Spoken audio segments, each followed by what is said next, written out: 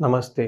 ఈ వీడియో అక్షయ తృతీయ యొక్క ఇంపార్టెన్స్ గురించి, అక్షయ తృతీయ రోజున ఏమి చేయాలనే విషయం గురించి మనం చర్చించుకుందాం. 29వ తారీఖు ఏప్రిల్‌న చాలా అత్యంత ఉత్తమమైన రోజు. ఆ రోజు నుంచి బుధవారము 30వ తారీఖున మనకి అక్షయ తృతీయ ఉంది. 30వ తారీఖున బుధవారము 2:33 వరకు అక్షయ తృతీయ ఉంది.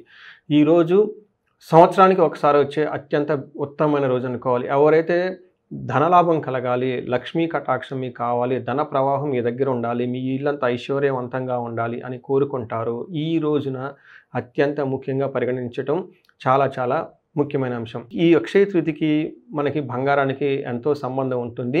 మనకి అమ్మవారికి బంగారానికి చాలా సంబంధం ఉంటుంది.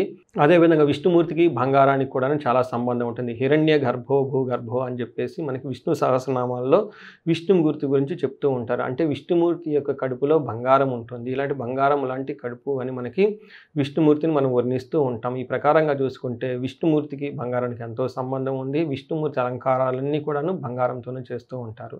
అలానే అమ్మవారికి శ్రీ సూక్తం అని ఉంటుంది. ఈ శ్రీ సూక్తంలో ఇది వేద మంత్రం. వేద మంత్రంలో బిగినింగ్లోని అమ్మవారిని మన గురించి చెప్తూ ఏమంటారంటే హిరణ్యవర్ణాం హరిణీం సువర్ణ రజతస్రజాం అని చెప్తా ఉంటారు. చంద్రాం హిరణ్మయీం లక్ష్మీం జాతవేదో మా ఆవహ అని మనకి శ్రీ సూక్తంలో ఫస్ట్ అమ్మవారి గురించి చెప్పేటప్పుడు అమ్మవారు బంగారంలాగా ఉంటారు. బంగార నగలతో అలంకరించబడి ఉంటారు. వెండి నగలతో అలంచబడి ఉంటారు.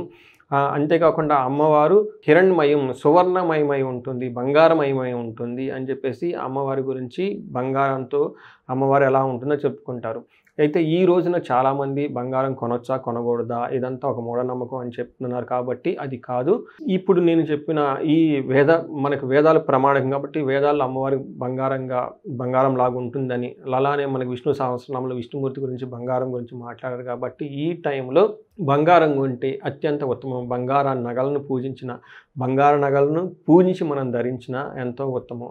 అంతేకాకుండా అక్షయ తృతీయ రోజున అందరికీ బంగారం కొనలేరు కాబట్టి పుణ్యప్రదమైన వస్తువులు మనం కొనుక్కుంటే చాలా మంచిది. పసుపు, కుంకుమ, తర్వాత డ్రై ఫ్రూట్స్ ఇలాంటివన్నీ కొనుక్కుంటే మనకు చాలా మంచిది.